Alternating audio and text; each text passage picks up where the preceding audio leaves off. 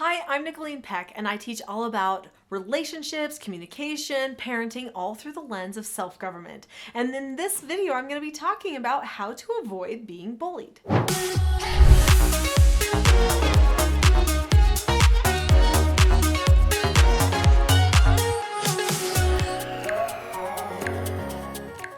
In this video, I'm going to talk about how bullying works, and then we're going to talk about how to make sure bullying does not work. So this is the breakdown of how bullying works. We all are familiar with bullying and that it is actually an increasing problem. In fact, I could really get on a soapbox about how we're missing our mark on the messaging related to bullying. We actually are creating more and more victims in our society by just preaching, you're a victim, you're a victim, you're a victim, they're a bully, they're a bully, they're a bully.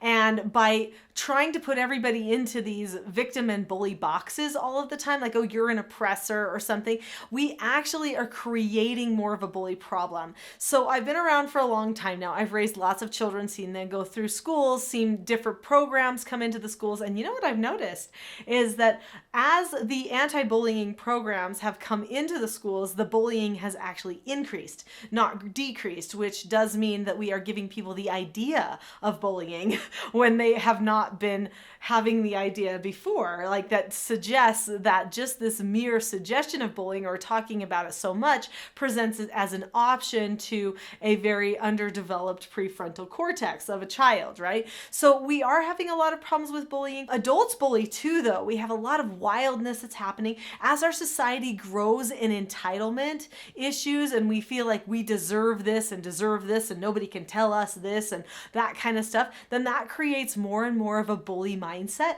Everybody feels like in order to be heard and understood, they should be entitled to let loose all of their emotion on another person. So we are losing diplomacy. We're losing any kind of self-control. It really is concerning when you see what's happening. Just even watching the political tide of things over the last few election cycles has been really interesting to me, as I've seen people on all sides of all the camps, honestly, instead of just peacefully working with each other and acknowledging maybe they didn't win their candidate, whatever, getting angry, starting contentions, riots, problems, and I'm thinking, this is crazy, or one person has an incident happen in their life or in their town, and all of a sudden everybody comes unglued and starts, like rioting in the streets and getting mad. And so normally some of those aggressive behaviors have been reserved more for times of war, but now we're seeing them on a regular basis, and it's called bullying. So you know what that means is actually we're living with war around us all the time, and our children are living in battle zones because this bullying is so much more prevalent. And in the workforce, boy, people are just ruthless, and the bullying that happens there is pretty intense as well. So what do we do with this bullying? Number one, what does it look like? We've got to talk about that. Bullying can look like lots of different things. I mean, it can look like some narcissistic tendencies for a person to just kind of strategize around a person, leave somebody out of something they should have been included into. That's a real mild way to bully another person, right? It can look really aggressive. So it can look, like yelling, attacking, grabbing, touching, forcing. That's your kind of traditional bullying. But, we're calling all kinds of things bullying now. So, and which I don't think is good, but I'm just going to go ahead and say what they are, just in case they're things that are happening to you or someone that you love. But we are starting to classify lots of misbehavior as bullying. Makes the behavior seem like it's not as bad. But then in other cases, we're taking pretty developmentally normal behavior that happens with children, and we're labeling it as bullying. So we're then villainizing some people who have, who are doing things that they really shouldn't do. So some things include teasing, name calling, leaving somebody out, or maybe even, online threatening a person, or even in person to person threatening somebody. That's another common behavior that happens oftentimes. Having holding somebody's stuff hostage or their social status hostage if they don't do something that you want them to do, or maybe talking to other people about somebody else so that the other people start not trusting or attacking another person. These would all be things that somebody might classify as bullying nowadays. I do think that it is a good idea to try to remember the root of bullying so that we don't just say, okay, well, that person does not know how to get along with somebody, so they're bullying, right? Because we're then just going too far. People do need to have room to learn and grow, especially children, because children do things and say things to each other that quite frankly are ignorant and unkind just because they're children and they're learning social skills. We can't expect our children to have mastered all the social skills. And if we just preach bullying or anti-bullying to the children, then we can run into the problem of them actually feeling so timid about saying anything that they become very, very passive and they don't solve their problems, which then creates increased anxiety, possible depression, and fear for life, which can lead to increased suicide and other really catastrophic things for children. So we do need to teach them how to handle their problems. And that's really where I would like to spend the majority of my time on this video. Before we talk about handling bullying and how to avoid it altogether, click that subscribe button. There are so many videos on this channel that relate to communication, child development, and bullying. You are not going to want to miss them. So click the subscribe button now and don't forget that notification bell so that you get notified when new videos come out. I've got a pretty good list of things that you can start focusing on to help your child avoid bullying altogether. It's in no way completely all-inclusive because there are many things that a person can do, but I want to hit on some of what I feel like are the most important of my list of avoiding bullying. So number one, and this one might surprise you a bit, but bonding to family, connection to family. So connecting and having good relationships in the family unit increases confidence more than anything else. Now, people pretty much know that when a person is getting bullied, that can be a sign that they don't know how to stand up for themselves or they don't have really high confidence. If a family has good communication at home, a good bonding and attachment between parent and child at home, and they're able to talk through their problems in really effective ways, then that child actually has a greater confidence in all of their relationships. The most intricate of relationships is the parent-child relationship. And if they can get their way there, and if they can talk to somebody in caring and understanding ways there, even when somebody has that supreme authority over them, because that parental authority really is the greatest amount of authority in the child's life. If they can communicate and work things out there, then they see themselves as able to work out problems with teachers or peers, siblings, other people around them, especially if they know the parents have got their back, they're paying attention, and they care about what's going on. And the bond and attachment with the child proves all that. So bonding doesn't just happen through play and that kind of thing, although that is one way, but bonding happens over time through steady interaction and problem solving together. Connection, spending a large amount of time together. A quantity of time always teaches more and grooms more than quality of time, even though you want to have both. Hopefully your quantity of time is quality of time. So we kind of got off track with that a number of years ago, and I do hope that people notice that spending time with their children, even if it's working together, cooking together, doing dishes together, those are all things that actually improve the confidence and the social development of the child so that they will not put up with bullying in their own lives. And by the way, for adults, the same goes for you too. So if you want to not be bullied in your workplace, then make sure that you are developing good relationships at home as well. It's going to go much further than you might realize.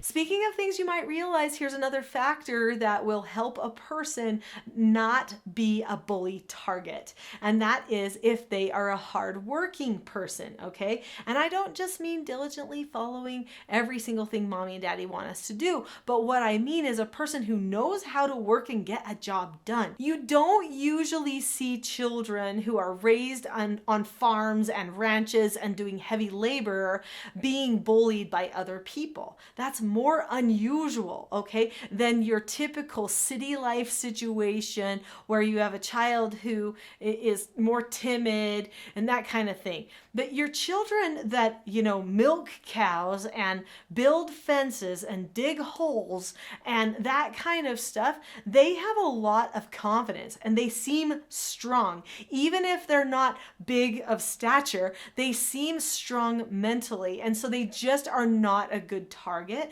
for a bully. So if you want to help your child not be a good target, work hard together. On your Saturday afternoons, do some play, but do tons of work. That was something I was really grateful to my parents for. So every day we had chores, lots of chores, and we cooked and we worked, but on Saturdays, we would spend the entire morning and sometimes most of the afternoon working. And then in the evening, we would do something fun as a family. I carried on that same tradition with my children where we would have a lot of time farming our land and working hard. And you know what? They're all very capable and they've never been picked on. And when I say never been picked on, I don't mean that no one has ever tried, but it doesn't ever go very far. So there was one instance where my oldest son on a soccer team had one of his teammates who liked to harass and bully other people. He never really picked on my son that much, but my son saw what he was doing to everybody else and that someone needed to stand up for the other children. And so he actually went to the bully and said, "You better stop. Otherwise this is what's going to happen."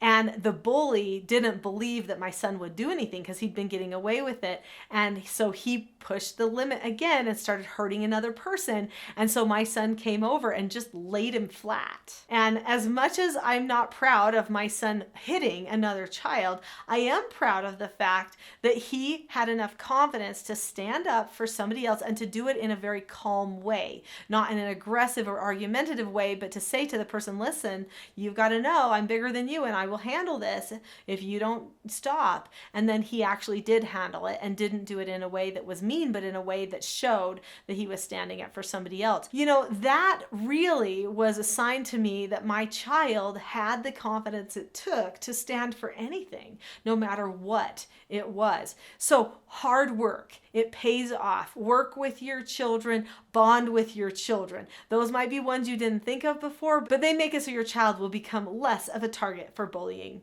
Another thing that will help your child or yourself to avoid bullying is to know how to communicate with people. If you can look somebody in the eyes when you're talking to them, and you can explain your point of view and say that you understand their point of view, then those are skills that are priceless because they increase confidence too. But they also can diffuse a situation. Okay, so when a person is attempting to make you do something, you can look at them right in the eyes, stay completely calm, and then do what I call a disagree appropriately exercise. So disagree appropriately is one of the 4 basic skills that I teach in my Teaching Self-Government Parenting course. And the person that does a disagree appropriately looks at somebody, keeps a calm face, voice, and body, says that they understand that person's point of view, then shares their point of view, listens to what they have to say, and then they drop the subject about it. I usually say okay and drop the subject, but when we're talking about a bully, I don't want to be misleading here. So we don't just agree with a bully. So let me tell you what that would look like. So let's say somebody is going to, try to harass us or bully us in some way. I would look at them in the eyes and then I would say, "So right now, this is what you're doing. It looks like you're wanting me to do this and you're putting a lot of pressure on me. That's aggressive. That's called bullying." So I would teach them to describe exactly what is happening. And then I would teach them to explain maybe even a tiny rationale to them. Something like, when you do that, nobody actually wants to be around you. What you should do is you should try to talk to me about this in a respectful way. Or you should just leave people alone and observe boundaries, whatever it is that they need to be doing at that particular time. Now, if the person's coming at you with fists, run, or decide to stand up for yourself and do your fists too and call for help or whatever it happens to be. But in most cases, there's a buildup that happens prior to the fist flying. And that buildup can be handled by a person who understands how to say, "This is what you're doing. It's not a good idea because of this. Honestly, you could improve your situation if you just chose to do this instead." That is so upfront It's so honest and non-emotional that that person as a bully gets a little taken aback right there that you can describe everything that they're doing. That means they can't get away with anything right then. And that actually can conquer your problem before it gets worse, which is huge. And then if the bully's like, I don't care, and they say stuff, then this comes the point where you say, all right, well, I tried. I'm not going to think about it anymore, but I'm definitely not going to engage. And I walk away. And I choose to do something so powerful, something that people have to practice doing again and again for it to become a habit. And that is, I choose to drop the subject, to not think about it anymore, not hold on to it anymore, because that takes away the power of that bully permanently. And that is important. There are so many tips I could give for how to correct bullying situations and how to avoid bullying, but I'm going to give a really easy one here. So this one is just one word.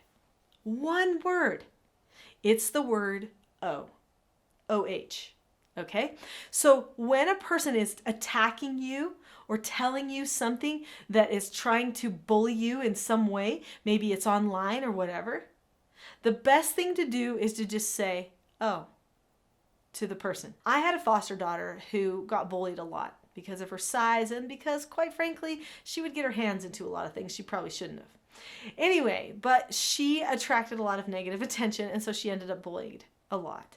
And so I said to her, you know what? When they start saying those things to you, just say, oh, as if you know something that they don't, and then turn and walk away and choose to drop the subject.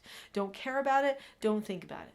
Now, obviously, if it was something really egregious, really bad, like the real kind of bullying, then obviously go tell someone about it. Come tell me, go tell an administrator at school or something, about the situation and see if the situation needs to be handled. But most of the times you can just say, oh, and just drop the subject, not pay any attention to it. And that bully doesn't know what to do with that. If nobody shows they're afraid, if nobody cares, then everything changes. My dad taught me that when I was young. I had people who would tease me. Sometimes my brothers would tease me. Sometimes children at school would tease me. And he would say, Nicholeen, it only works if you let it work. It only works. You can't let it work. And number one important, you can't show them any sign that it works, whoever it is. And then it's no fun for them anymore. And they'll either find a new person or just stop altogether. But it can't work. And then he would tell me, but if they get physical, Nicholeen, you have permission to punch anybody. He just told me that, be strong. And maybe some people would recoil at that statement from my dad, but he taught me you are strong, you can be strong, and you don't have to take any of it. And you can show them what works and doesn't work. You have more control than you think. And that's what I did. And guess what? It did change. All of that mistreatment that happened when I was young changed for me. It can change for your children too. I could go on and on about so many of the wonderful self-government things that you could teach your children, that you can utilize yourself. They are just basic skills of communication and parenting, and I teach them all in my Teaching Self-Government course. My Teaching Self-Government course is located at teachingselfgovernment.com.